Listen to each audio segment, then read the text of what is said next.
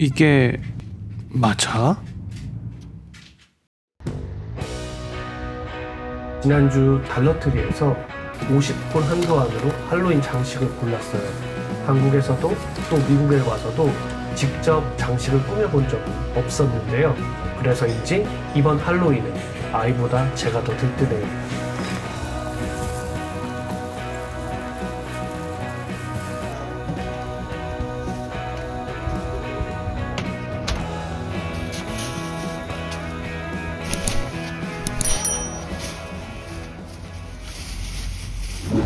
주말 오후 미리 사둔 할로윈 장식을 들고 마당으로 나왔어요.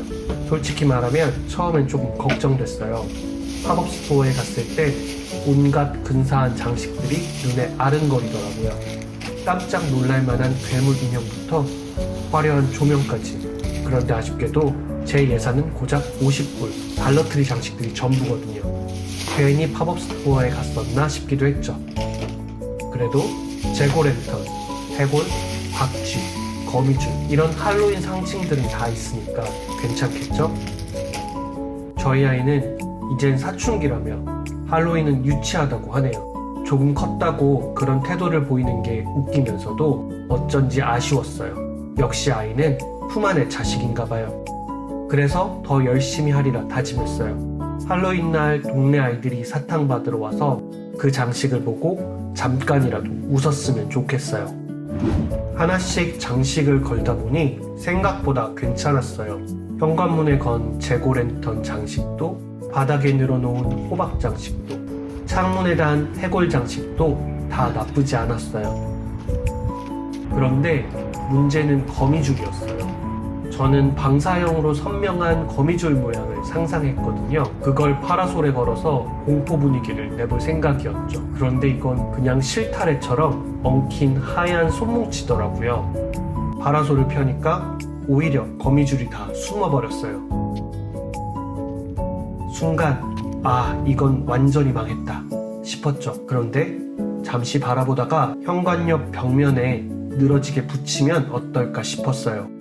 벽등 위에 살짝 덮으니까 의외로 으스스한 분위기가 나는 거예요. 결국 망했다던 그 거미줄이 오늘 장식 중에 제일 마음에 들게 됐어요.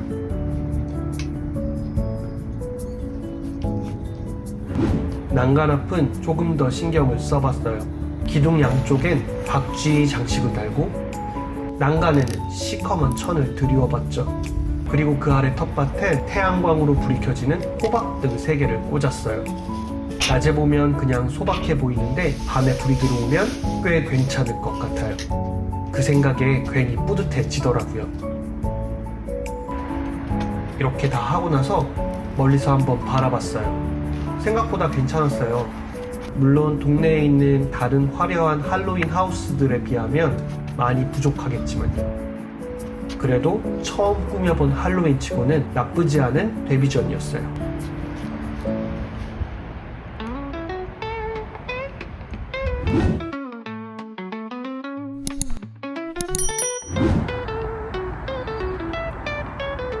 밤이 되니까 분위기가 완전히 달라졌어요.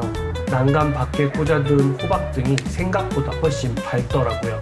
낮에는 소박하기만 했던 장식들이 불빛이 켜지자 갑자기 생명을 얻은 것 같았어요. 특히 제일 비싸게 7불 주고 산 플라스틱 재고랜턴은 안에서 촛불이 흔들리는 듯한 빛을 내는데 그 불빛이 참 마음에 들었어요. 아쉬운 건 아파트 단지 가로등이 너무 밝아서 불빛이 조금 묻히는 정도였지만요. 그래도 이렇게 불이 들어오니 낮 동안의 수고가 다 보상받는 기분이었어요. 아주 작은 장식이지만 그 안에 담긴 시간과 마음은 꽤 크더라고요. 오늘은 여기까지고요. 이곳의 삶이 이제는 제법 익숙해졌지만 여전히 배우는 일들이 많아요. 그 속에서 발견한 작은 이야기로 다음 시간에 또 만나요. 안녕.